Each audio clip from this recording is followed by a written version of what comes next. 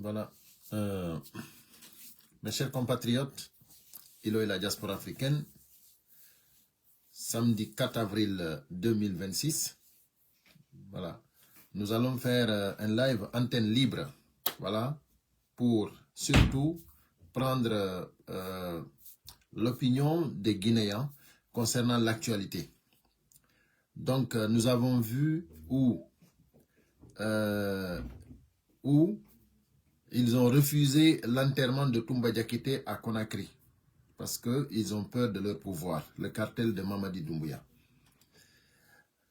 Donc, haray musibian on a hakke hande ko antenne libre kadi yewta fi actualité on yi ko be sali fi yo Mamadi Doumbouya fi yo Toumba Souré Conakry bay be huli fi wata pouvoir mabbe on hebu problème bay be andi Toumba imbe buy no hidimo.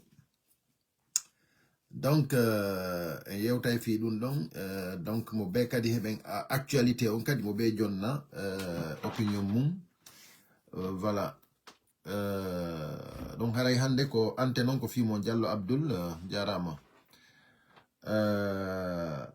haray fi crise de liquidité on kadi haray ko mo be modon kadi no wawi haalude ko andi e mudum parce que en andi sattende ari lagine en andi sattende ari lagine donc voilà Amadou Bari ankadi a jarama donc haray met wade cœur jidin sendite moƴƴa message on en yewtay kadi fi président Cellou Dalein Diallo ko be yeyi Gambie hiwrogol fatunde en yiton kadi mouvement himbe ben en nani kadi détracteur be himbe be andanda horema ni hande be anda ko fewndi en nani kadi critique ji envers ça donc ko himbe haraka haalobe ka haala ko mi wolata do mi hewtinama yewtereji en yewtay fi dum kadi sincèrement no yurmi ha feƴƴiti ko leydi men din fewndi do no yurmi ha feƴƴiti donc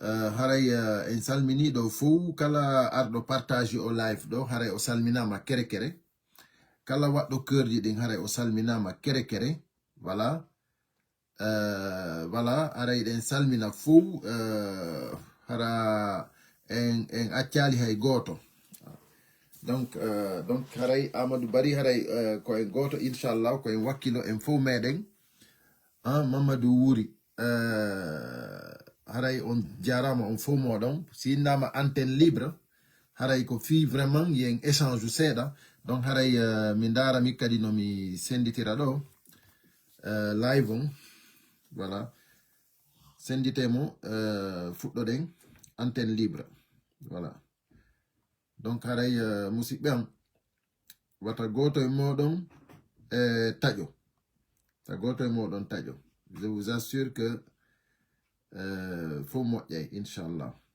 ta goto tajo no wodi himɓe buyɓe annanda hoorema ni kamɓe si situation ji ɗin satti tum ɓe taƴoto quoi c'est pas bon baton taƴo baton taƴo nani les choses vont changer inchallah goɗɗo no duwa gonɗinɗe goɗɗo no duwa vraiment ɗumannade honno hoolagol Allah ko goto hoolo kadi hoore muɗum hara yawitaki hoore muɗum hande noon ko ɗum noon enen heɓuɗen on malheur donc jamanu no yehi yawiti hay hoore mum donc haray wana ko himɓe wona warede kadi angal sécurité on donc miɗo waɗani en proposition jama on buyi haray hawri e message on haray noon woɓɓe hawrali e mum donc haray toujours ko ɗum waɗi heɗintingol ngol yewta fi muɗum manam fiyen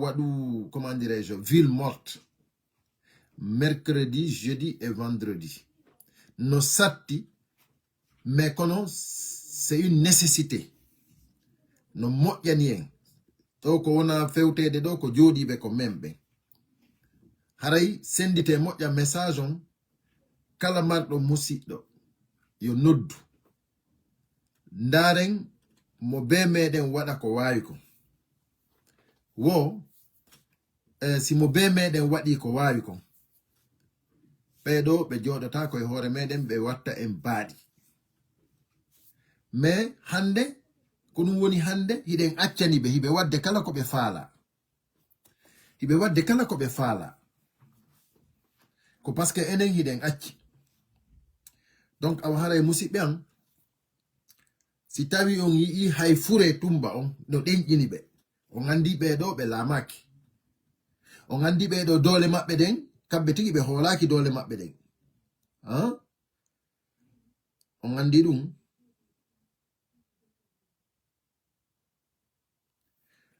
si tawno hara nun hiɓe hoolino doole maɓɓe ɗen hina fure ɓe hulayno fure tumba fi yewgol surra tumba Conakry ɗon hina ɗum ɓe hulayno on faami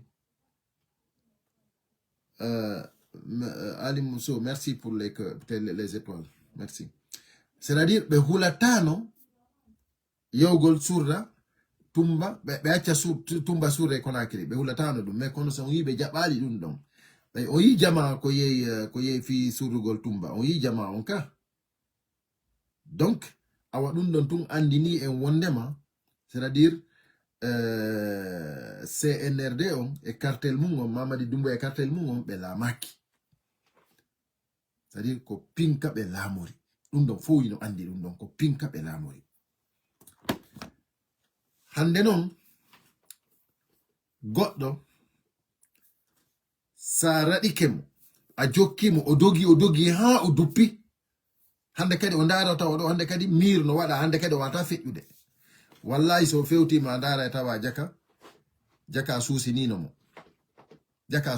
mo okay o yi hande be wadi lagine Guinée Conakry manifestation woni tabou woni interdit hande kadi goddo susta wolde fi manifestation lagine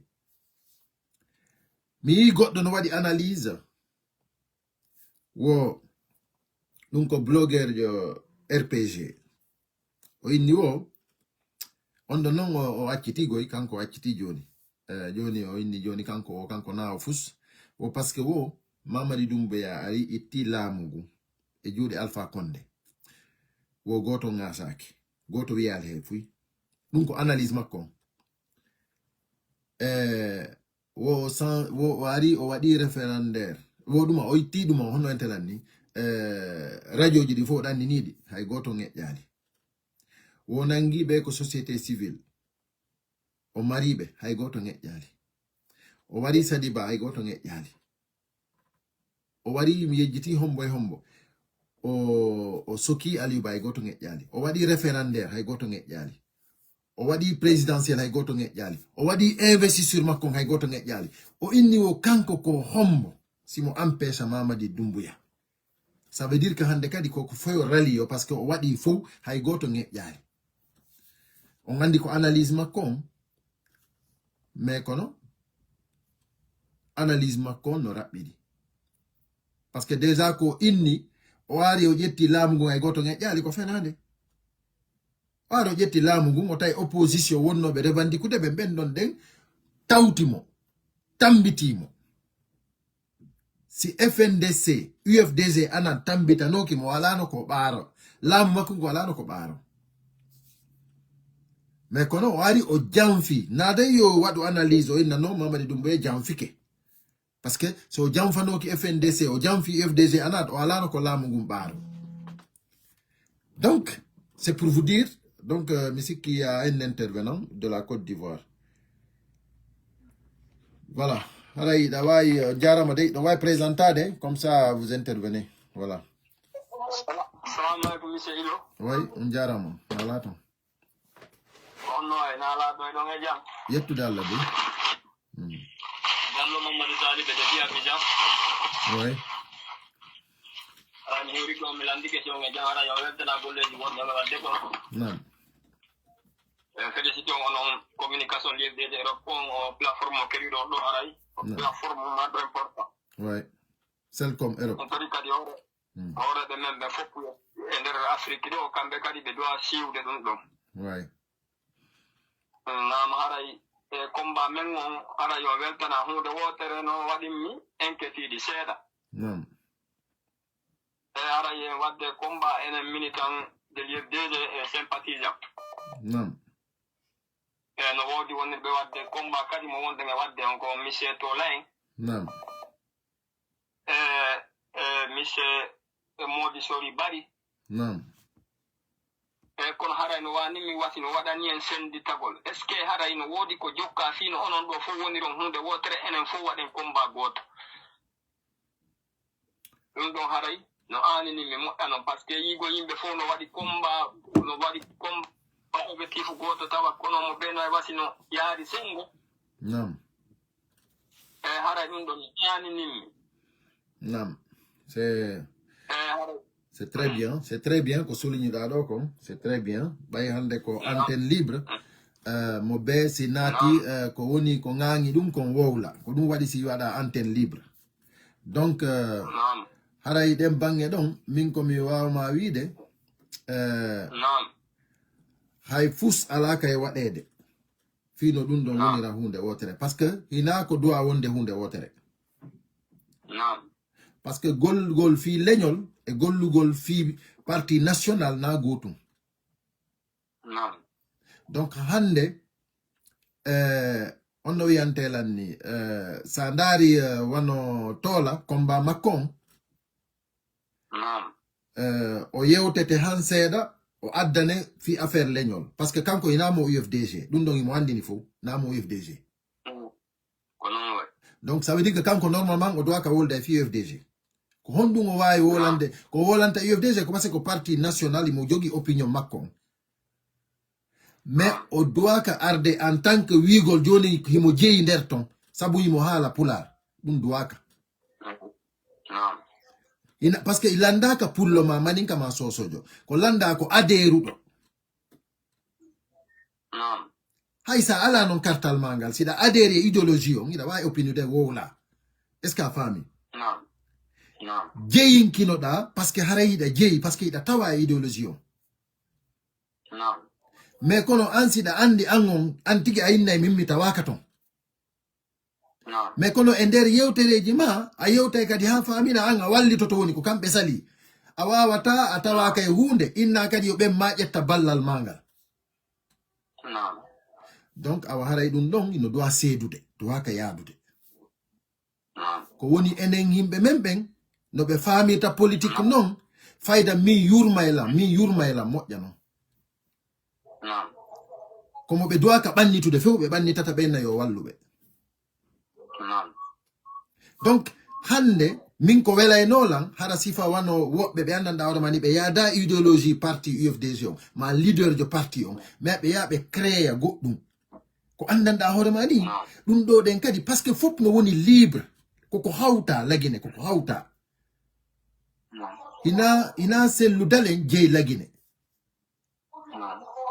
donc si tawi no ɗum ɗon waɗaka haray moƴƴa wigol tum wondema joni ko daragol joni nde heɓi avantage o nde heɓi profit o ko récupéra jama on o ara kallita dampa o aybina wowla ɗum c'est pas bon moƴƴa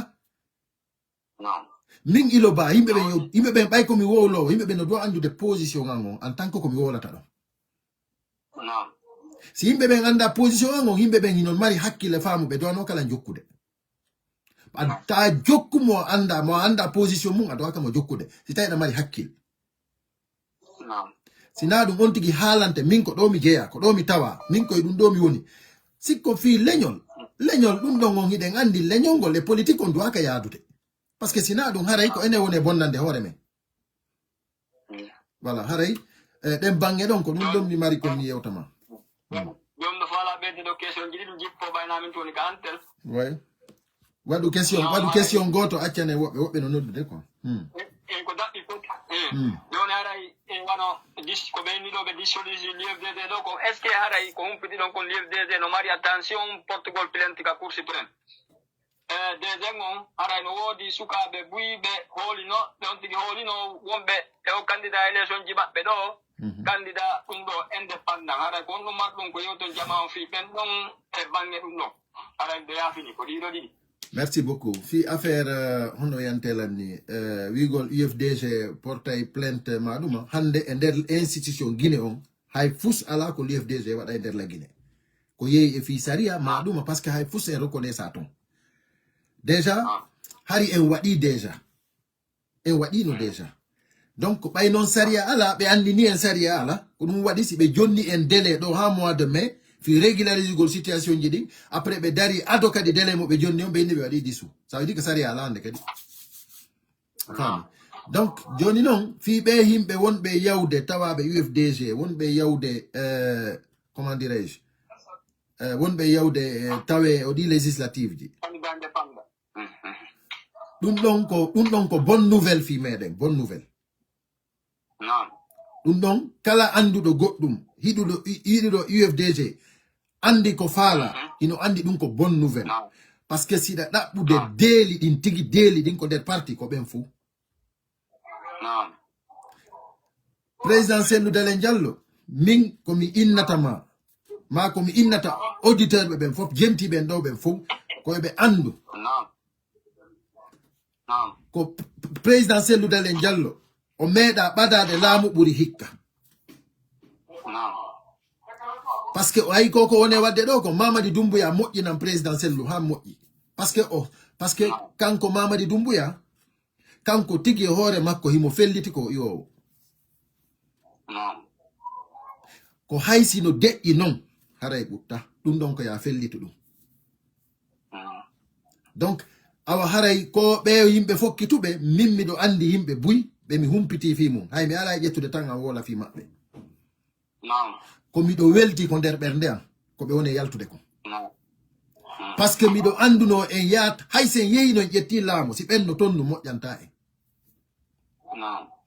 moƴƴanta président parti o laamiɗo o moƴƴantano mo hande président Cellou Dalein Diallo si hendike lagine si ɓe hendike pouvoir on lagine heeɓi sens par ce que deeli ɗin foppuno yaltude Allah yo ɓe yaltu ɗo e ɗum ɗo lannude ɗo e Mamadi Doumbouya nangede Allah taw hara fof yalti koyen toro Allah ɓeyden toragol Allah par ce que mi andini on hendagol laamu harano wondi e sifa ko wonduno de moƴƴana on tigi voilà haray a jarama musidɗo voilà merci voilà donc aray ɗen habbi wodi nodduɓe ɗo ɗen hari ɗen jogiti ligne on voilà donc haray miɗen jentiti on juste en jettita e sakkitiɗo noddude ɗo on si tawi imo woni en ligne voilà haray antenne libre donc ino wodi crise de liquidité kadi kala faalaɗo wolde fi crise de liquidité donc voilà haray c'est bon si tawi hawri on tigi no faala wolde fi crise de liquidité on haray hatta kadi wowla no wodi ɗo kadi faal noddunoɓe ɗo kadi voilà haray musidɓe am on yii voilà o musidɗo men ɗo ɗen depuis Côte d'Ivoire ko landi ɗo kon kanko ko fi affaire wigol wondema menen activiste ɓe ɓen ma ɗum wonɓe yewtude ko réseaux sociaux ɗo ɓen si tawi no wodi komin haldi komin yewtani wo fiyo men woni hunde wotere donc ɗum ɗon ɗen ko na ko moƴƴi donc o woli ɗo fi tola o woli ɗo ɗen fi Motsori Bari donc min mi wolali fi Motsori Bari parce que déjà ça n'a rien à voir parti politique on e ɗum ɗon kala no miijiɗo wondema ɗum ɗon nde yo waɗɗo fusion sikka wondema ɗum ɗon koko moƴƴi haray on tigi anda moƴƴa hande ko honɗum ɓuri sattude ko heɓugol sifa président Cellou Dalein Diallo ko ɗum ɓuri sattude par ce que sa ndaari e nder 4 région naturel mo jogiɗen on hay nokku a wawata heɓude gaso wonde président ɓuri makko hay nokku heɓata donc en heɓi ɗo auditeur jomi sikki ko depuis le Congo voilà haray on jonnama antenne noon ɗo way présentade maaleykum salam Mamadou Saliou Bari joɗorando en Congo Brazzaville Mamadou Saliou Bari on wiyete jam toon Alhamdulillah. Manda live on si no continue stayera ko fituna. No continue, tu es en direct là, faut le gentitima. Il y a plus de 100 personnes gentitibe ma. Ok, alhamdulillah. Ibn Dawia hanay ko mi wata en Guinée fop to wondo lagine. Maadum wala lagine. Haray goto kala ko wakkilo kombata. Anda tigi tigi on ko gonga kan wawata penande ko gonga kan libata penande. Ede handi dungu ya hande ko kanko ni hoore men kono ko wondiri hoore men non na wonde hara ko Guinée en fu yidi mo na Guinée en fu lamminimo. Ko pinka wado jattiri laamu ngu. O wondani en ka Qur'an o wondani en ka o wondi e Bible o wondi e Qur'an o wi o respectay.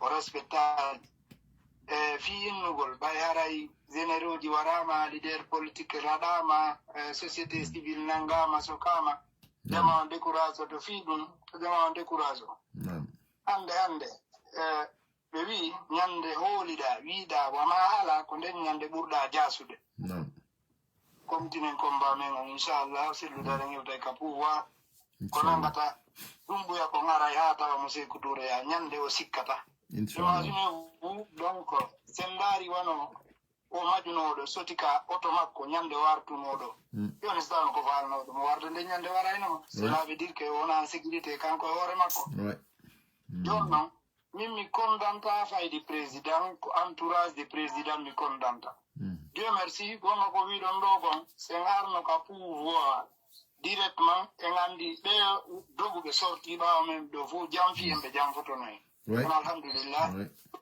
ɗo laaɓani Guinée en fof ko hombo woni hombo laaɓani Guinée en fof ko hombo yiɗi yo lagine yaaru yeeso laaɓani Guinée en fof ko hombo wawata nawrude Guinée en yeeso laaɓani Guinée en fof si selludale gewti ka pouvoir ko onno wawata jogorde Guinée en ɓe ajiri mo wo ko sabu goɗɗirte makko on tanƴinagol si tawi woni o hewti ka pouvoir o sansay joni ɓeɗo ko ndaarugol min mi kondana Doumbouya en parti le reste parti mi kondana wonduɓe makko en par ce que fi on ɗum ɓe wi lamɗo bona ko mbadduɗa boni ko escoroɓe ɓen boni wonɓe binde makko ɓen ko ɓen ɓuuri bonde ko ɓen ɓuuri bonde kono noon se ndaari ɓen wiyay ko ala hoore yaata piiji ɗin fof ko justice on haani wonde yeeso sen imagine ko feƴƴunoɗo Sénégal nde Macky Sall sansuno constitution faala jottagol kono e hino no ɓe waɗino kon no ɓe fof ɓe dari ɓe woni contre ɓe ɓuroki mo o yahaali hay si tawi woni o wonɗo ɗo wawaali laamorde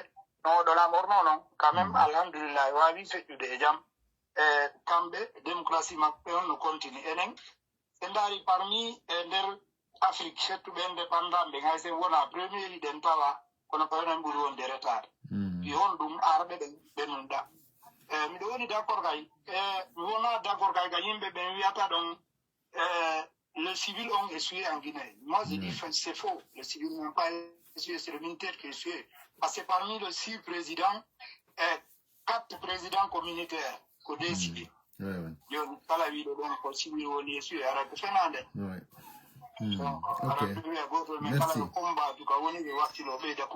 Merci beaucoup.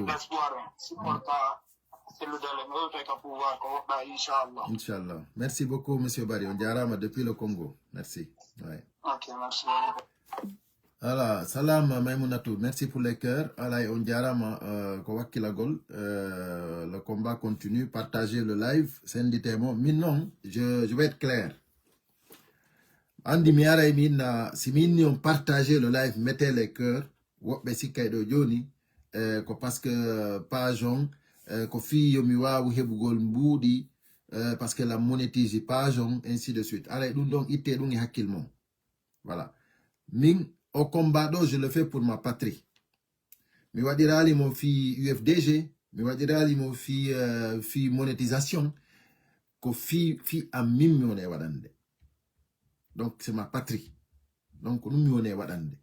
Wata goto habbo sikka wondema min ko intérêt mione dabbude au combat do. Je ne cherche pas d'intérêt. UFDG yobalan, présidentiel lu yobalan. Min ko combat min mi waduno au combat do, min mi jokkuno mi do wadde combat an pendant des années hein. Si mi fuddi yidude présidentiel lu Dalen Diallo. On fami dum kadi hina min kadi landi fi hidugol e mabbe ko duma on ko fédération on in andini lan wonde masimi do fala hido de mabbe min mi inni aw sina dum min mi landaki adresse ko be woniri simi nani be ari France do den ko be ari la ngandi be ari fi haaju mabbe un point barre lanni donc min la jokki combat an parce que min ko min hatongini e mabbe moi je sais on est do présidentiel Dalen Diallo par exemple bay fondo de ni ko actualité no tawa ko be yehi to den honno Gambie en fop meden yi présidentiel lu Gambie donc wana onon be ala sens badondir golle mabbe toujours parce que Gambie c'est rarement be yahaton donc be burata yewon ko be burata arde ko wano France ga ma États-Unis ma ko be woni don Côte d'Ivoire onon non be ala sens won be de leyde on ala sens hugol be toujours ma yewtide mabbe si fa wono be Gambie hebi licence ni hidugol e mabbe badondire mabbe yewtide mabbe donc onon on neddo mo yudon don on mo jododu don yewtidu don yewtu don o nani o yewti nanu don ko don neddo wona don yetede ko réseaux sociaux wonde ma o nawyi ko yo yejjutu fi makko joni haray ko yo ndaare goddo go onon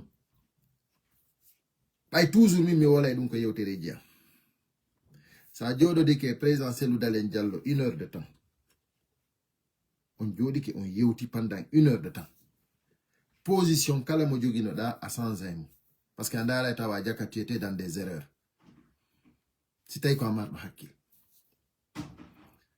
aw mi andina yon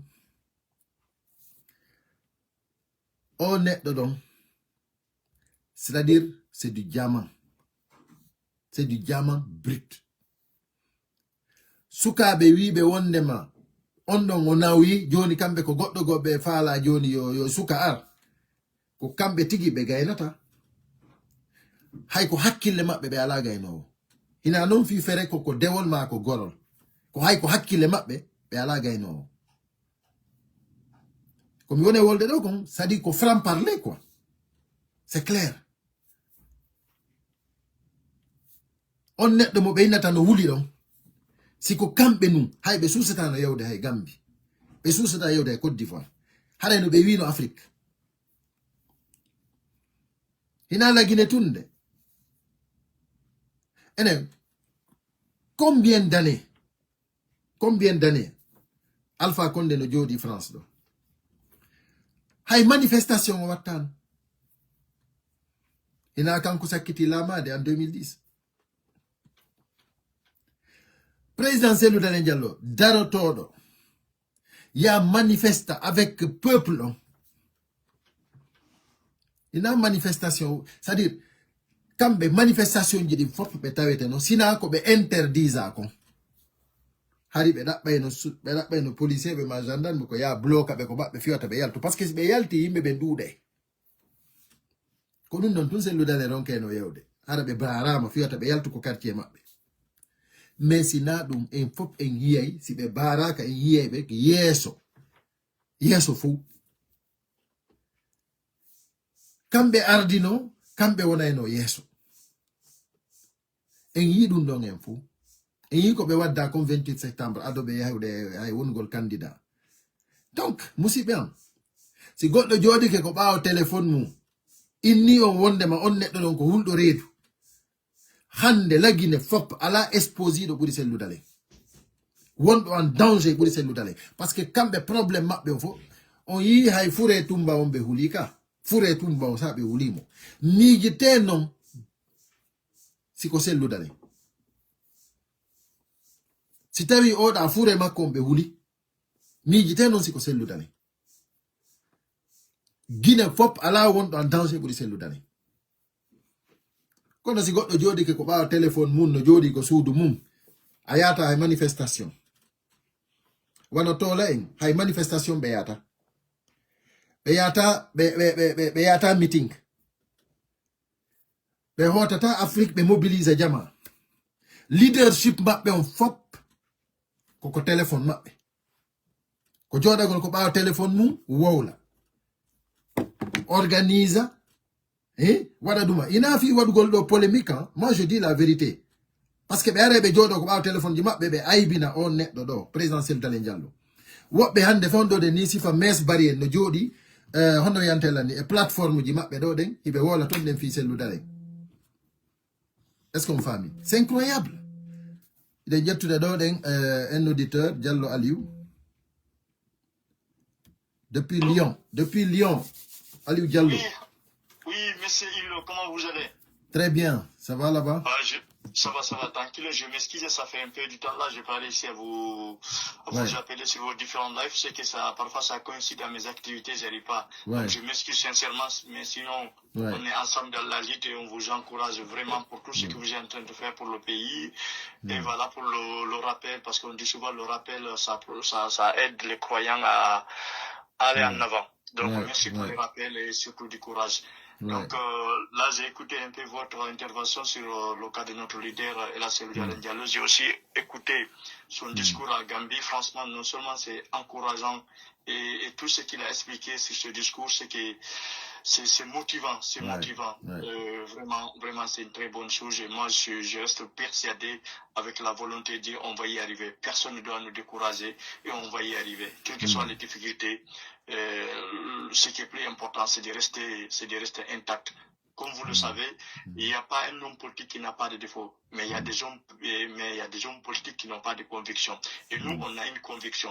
Notre conviction, c'est quoi? C'est qu'on s'est battu depuis des années et des années. Il y a eu beaucoup de personnes qui ont été tuées. Pour les convictions que nous avons, notre objectif, c'est de ne pas changer cela. Et avec la volonté de dire, on va y arriver. Vous, de votre côté, vous avez beaucoup de visibilité. Les gens vous écoutent. Continuez de rappeler les gens pour que les gens sachent qu'il y a toujours des personnes qui sont là, qui n'oublient pas les combats que nous avons menés et on va y arriver. Encore une fois, merci et on vous encourage. Merci beaucoup, Aliou. C'est vraiment gentil. Merci.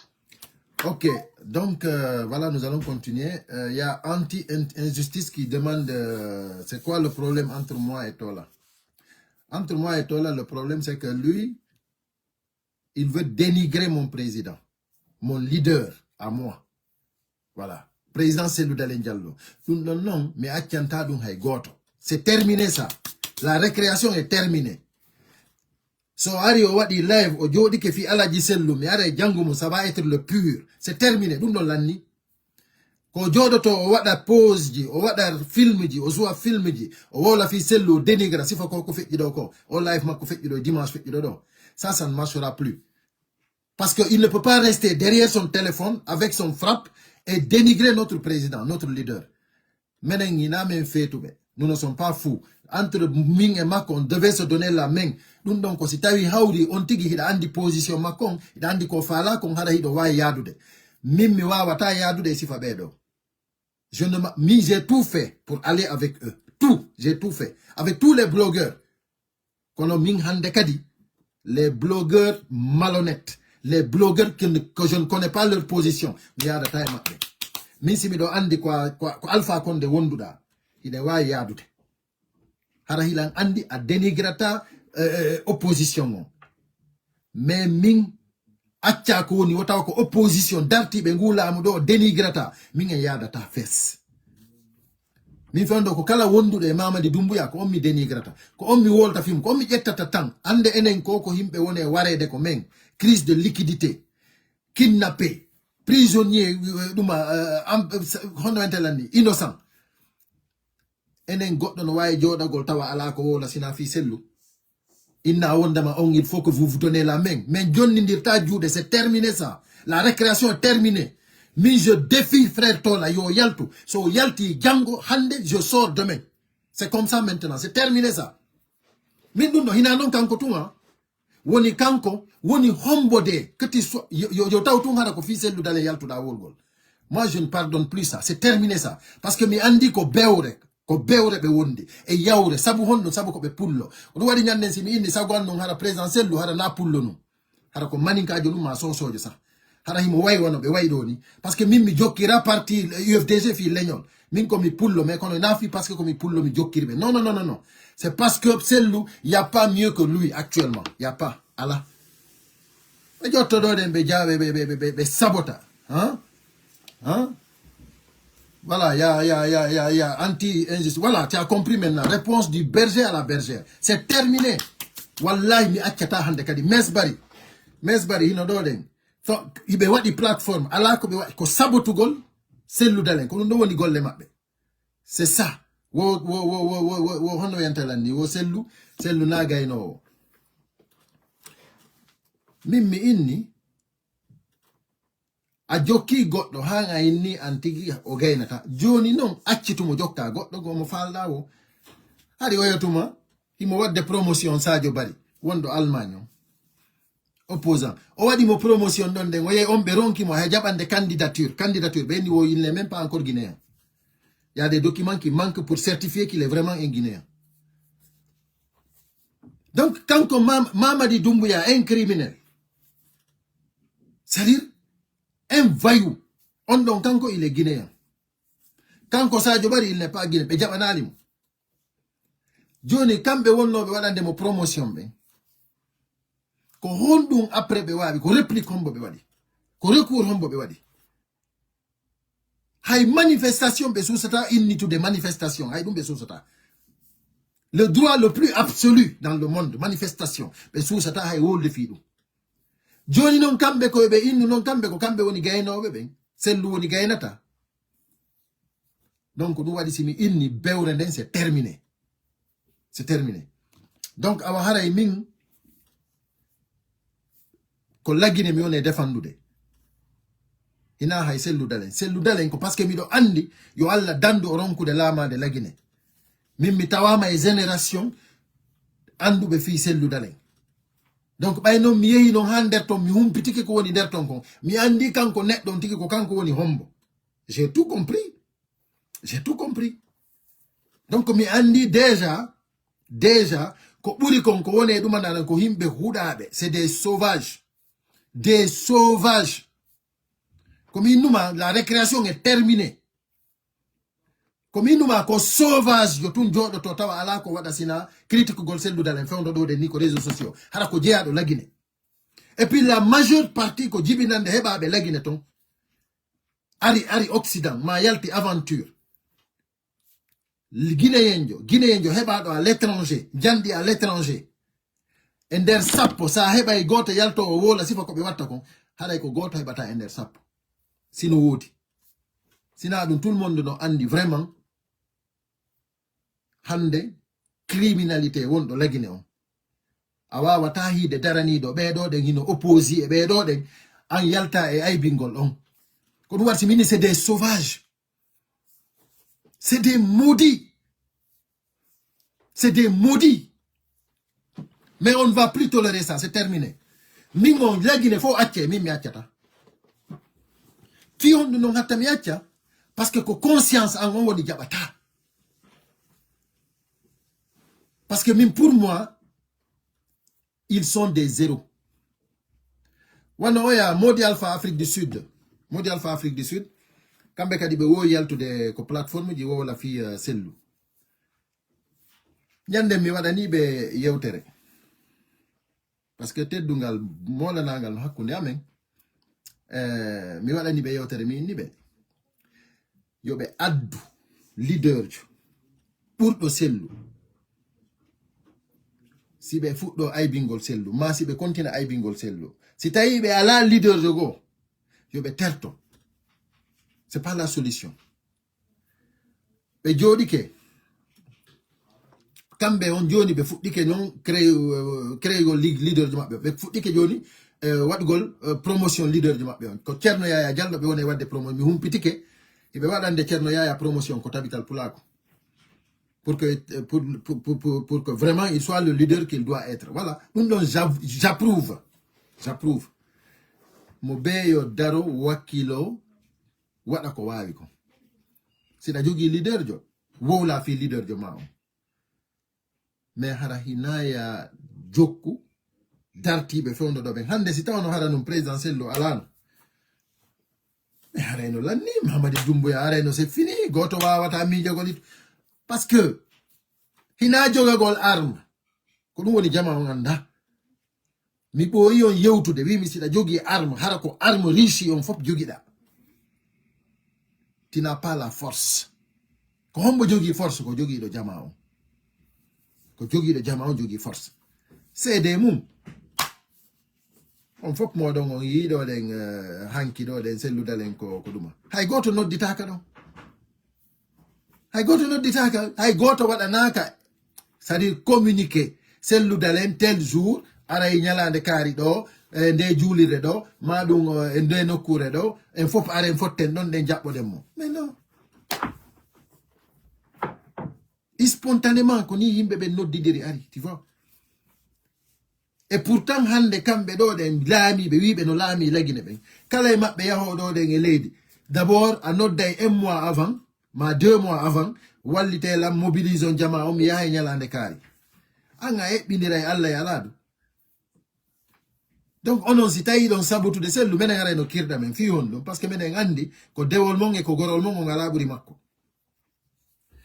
Le jogi kotira wiete do koto wuri Allah hinno feƴƴini mo timmi Madina sonke ko amen sonke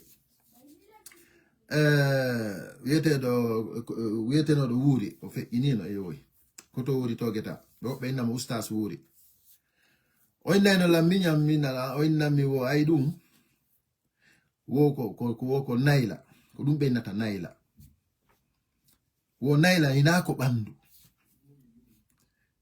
wallahi mi jodi ke mi analyse ha mi taw jaka ko gonga makko jako gonga ko to wori nayla c'est-à-dire hina wigo odo no fandi ko nayla na jaka fandugol hina nayla ko jikko e comportement woni nayla sérieusement sa yi alaji sellu ko jodi be ala bandu mais awawata hiwde ko alaji solli jodi innabe nayla non ko moko ba dimo sincèrement mi taw koto wuri ko wolane lolan ko gonga ka jaka nayla hinawigol on tigi no jogi banduma no fande jaka nayla ko jikko e comportement onon be jodotobe sabotugol sellu inna menen siko imam dum ko haaju makko menen siko mimmi taw no yurmi quoi jaka hudado wata Allah hukkindiro few ko dum woni kuddi ko jogoto sifa selludale hala sifa mamadi dumbo yano lamima tawa ala ammo critique sina selludale dum ko kuddi e sauvage yagal.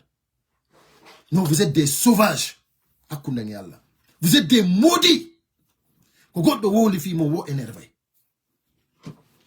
onon ni don wawi jogagol sifa ndu bandiru do ko pouvoir tawa ala onon hakkille mon ko yata sina wolugol sina critique gol selludale. Non, sincèrement, vous êtes des maudits, quoi. Wallahi, vous êtes des maudits. Oh, on doit suicider et mes body. Mais il faut le voir, quoi. Mido, wadi do den yewtere fi jama on faut sensibiliser bébé wadi ville morte le mercredi, jeudi, vendredi. Sabu ko yimbe be wona warede kon. Daru be senso be mbudi ko ya wari rani. Mais wada e do den daren ko jaabi do kon wo yimbe be jentito don ko mi woni wolde kon himo moko mi addanama do message o mi ndar mi tay no yurmi quoi en jentito to do e info quoi pour que vous sachiez combien de fois ces gens là sont maudits quoi. Wallahi c'est des maudits quoi. Ko jibina do lagine ton jandi ton ari occident ga ko sifa ben to wa atani, je vous assure quoi. Hara non hay nokku ko wonata wi'a ko a guinéen hara hida woni fier Allah. Wiya ko a Guinée hara tu es fier. Non. Si taï da mari hakil. Parce que tout simplement il a reni lady mandi woni lady sauvage, sauvagerie. Et puis ara idon jodo idon wola do den e duma idon famina fi da watti costume et cravate sikka ko neddo ma ida jombidiri e porto sikka wonde ma cewti. Mais attends, mais angé ça mi anda ko honno porto ja accepter ma ça parce que ko wonda wawde kon ko sauvagerie non jentito dem mo do sax. Non, mais c'est pas détester quelqu'un. Puta.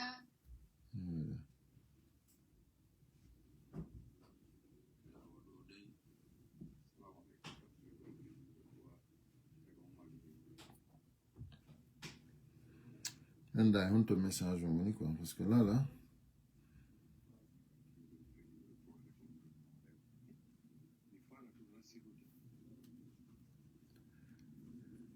J'ai pas vu le message, je suis désolé. Non. Je pense qu'il est là. Ok. Hein.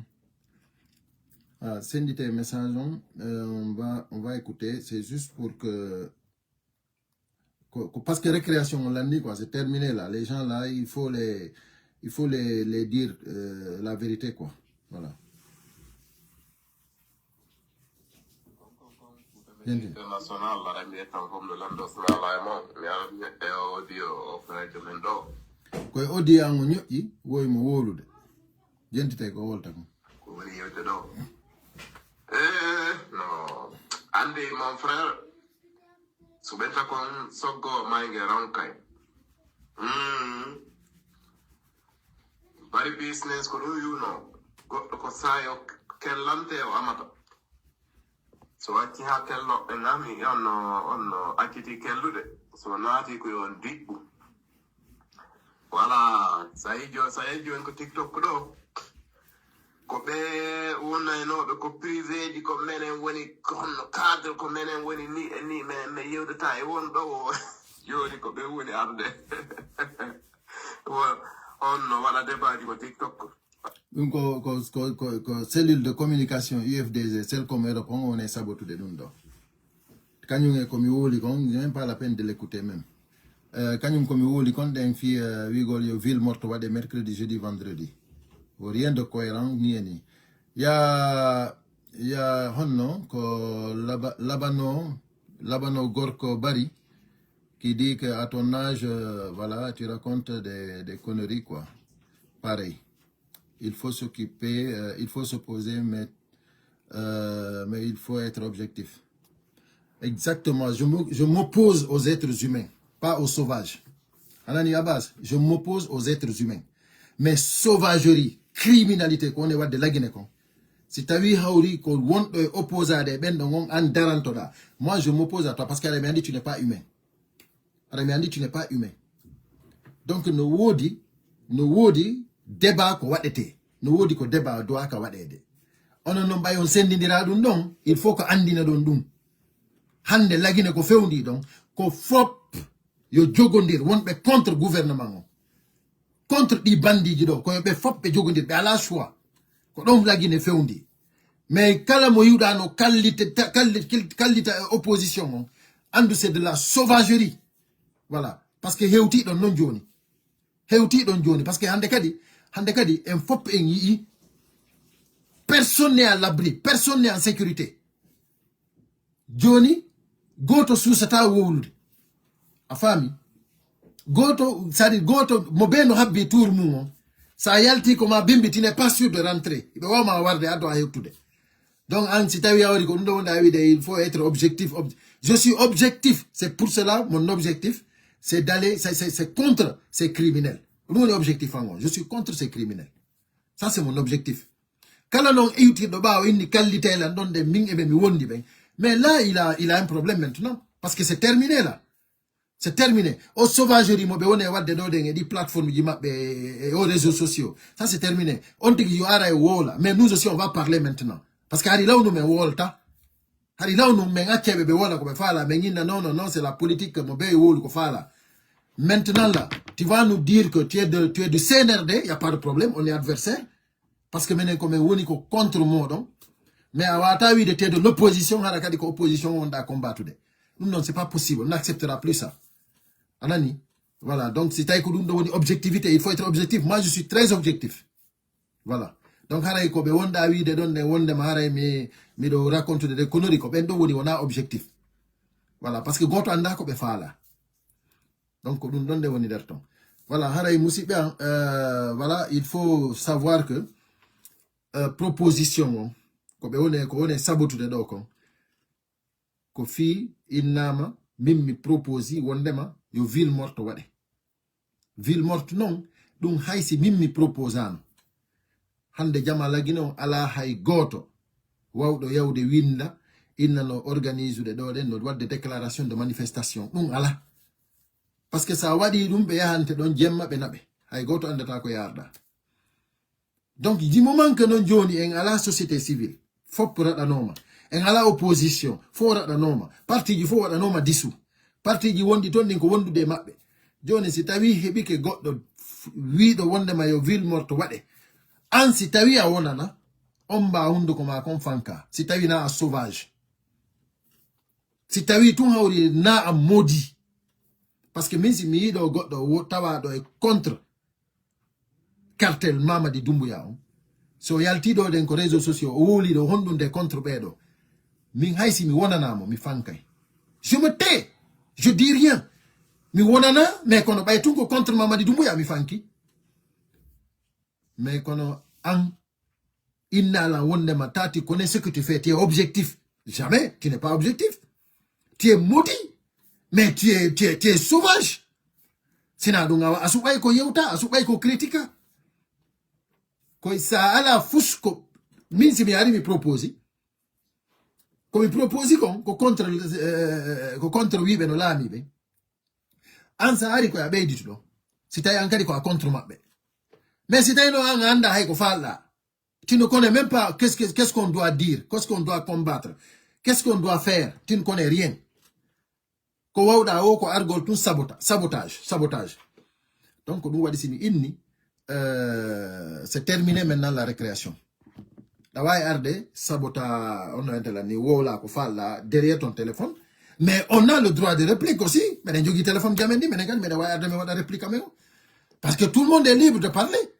Awawata wolude monopolise halaka non min fendo niti mi gayri wolde fala do yo wola voilà mais kono min ko mi andi tum je suis pour l'opposition voilà min je suis pour l'opposition voilà min kala wondo ko opposition ko menen parce que fendo ni na fi politique wona ina dum hal en tant que be criminel be do no jettimbe be ngan otage lanni wobe be ngana no ebbidira minani kadi wobbe no ebbidira laamuji lansana Conte et laamu CNRD awole tum benna fewndo leader jo mon wondu no lansana Conte hari ko hondum be wonno wadde ko dum andirta c'est des maudits quoi ko dum andita c'est des sauvages quoi fi on min nani dum ko c'est des sauvages parce que un être humain si tay ko banu adama hina no wuri reyno da no mawbe mabe wuri reyno non les années 80 en 2026 harakadi ko non kadi falda wurirde c'est être sauvage. Sinon, on améliore.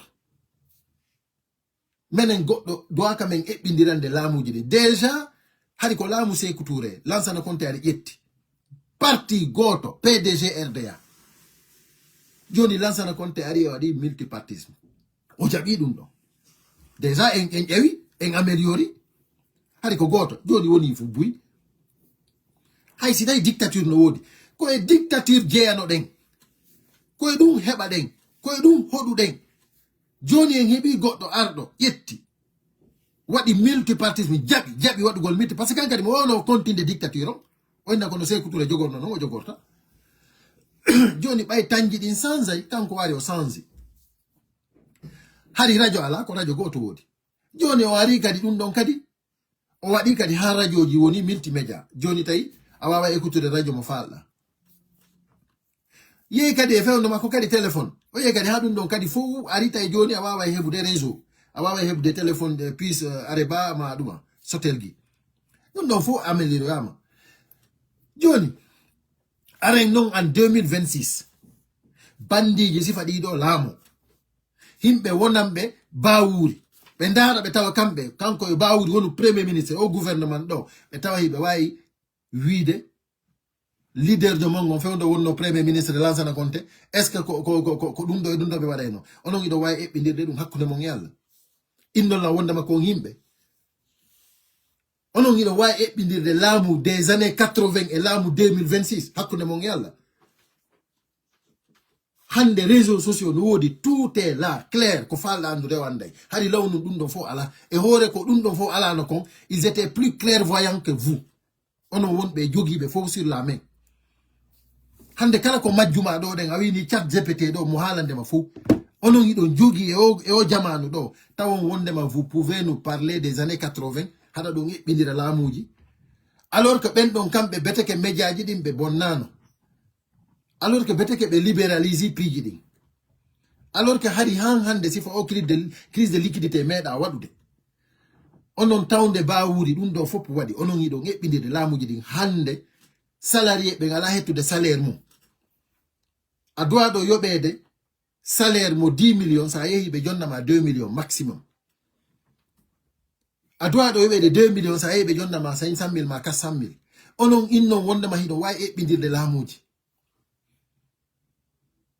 hande idon commandeur de mbuudi wa commandeur tobe maro onon o gouvernement do tawon hido way ebbidirde dum ko e laamuji fejjudi onon on avance nali en hay nokku onon on jetti mbuudi wodunodi fop on wadi référendaire on wadi duma élection présidentielle on jodi ke hay goto ala ko nyama hidon habbiti wondema ko matum laamo don wonon légitime on wonata légitime abada wonata légitime personne ne vous a élu. Vous êtes là parce que vous avez la force, parce que vous avez les armes. Vous gouvernez par les armes. Donc si vous avez hido way changer on va ta changer hanyande Mamadi Doumbouya itta parce que ko ittetedo. En famille, si l'on va la soutenir, mais vous allez regretter. Moussibam, je vous assure que le combat continue. Nani, mais on va gagner ce combat-là. On va gagner ce combat-là. Parce que Djokube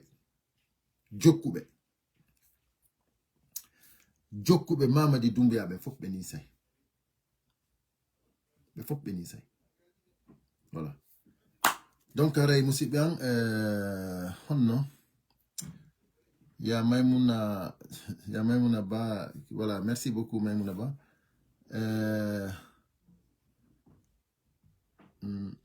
Mamadou Alpha.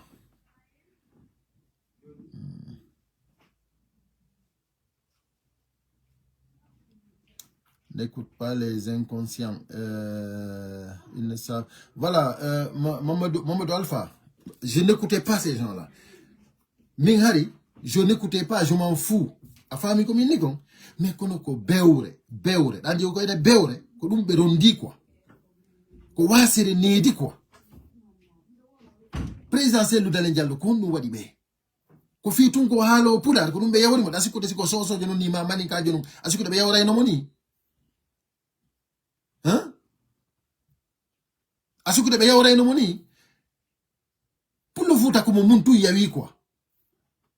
Ça ni mo jara mo tun hare yawi ke mako. C'est pas possible. C'est nous dans le gombo he batasi fo de jawra do de ngimbe beno mim mitawetake. Parce que il a andi ko ni se jango. Ono be won be sabotude do sen ludale ko yalla dando goddu waddemo. Yalla dando Allah yettitude mo do. Wallahi billahi vous n'avez rien à dire demain. Vous n'avez rien à dire. Parce que ko dewol mon e ko gorol mon ay nokko ngala buri makko. Ko 4 régions di mon naturel lagine fo ngala buri makko.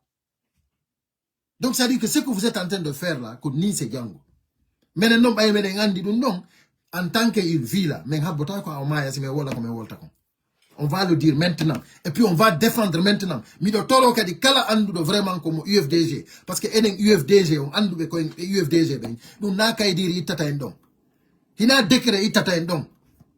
C'est des mouvements qu'il faut y Gambi. Décret wa ta itude lundo. Si vous êtes malade là, restez là-bas. Mais nous on sait ce qu'on veut. Donc voilà, je vais m'arrêter là parce que trop c'est trop. Mais déjà le combat continue. Et ngala hande kadi habbagol ko plateforme ji ko WhatsApp ji mi wada message ji modjano. Je fais des vocales chaque semaine mi wada 2 ou 3 fois comme ça dans la semaine. Mi wada message ji ko groupe ji yimbe ben sendite du modjano yimbe ben surtout yimbe men à la Facebook ko village ji hada be à la connexion. Ça les arrange beaucoup. C'est pour cela que je me bats beaucoup sur les groupes WhatsApp là parce que yimbe men bouy famay. Mais au Facebook et au TikTok, on va aller jusqu'au bout. Voilà, parce que parce que Benen combat on c'est jusqu'à la victoire finale. Menem à la délai. Oh oui, donc Menem pour nous il a 20 ans. Parce que hakile de jogi donde et quand ko jogi qu'on nous doublions. Et son famille. c'est-à-dire kanko sa jewdi ke ono wibe ko jeune ben so jodi ko yewti kanko mo wido nawi on so yewti men taway kanko ko yewti ko men jetta dum don laabi sappo buri ko yewti don ko propose donc kanko so propose proposition makko no buri proposition ji mondi et puis vous dites qu'il est vieux alors que vous ne pouvez rien proposer d'important hein? Vous ne pouvez rien faire, vous ne pouvez rien si c'est pas derrière votre téléphone. Donc, on va le tenir, mon fou. Jamais qui s'y est. Mamadou, merci pour toi. Merci, Mamadou.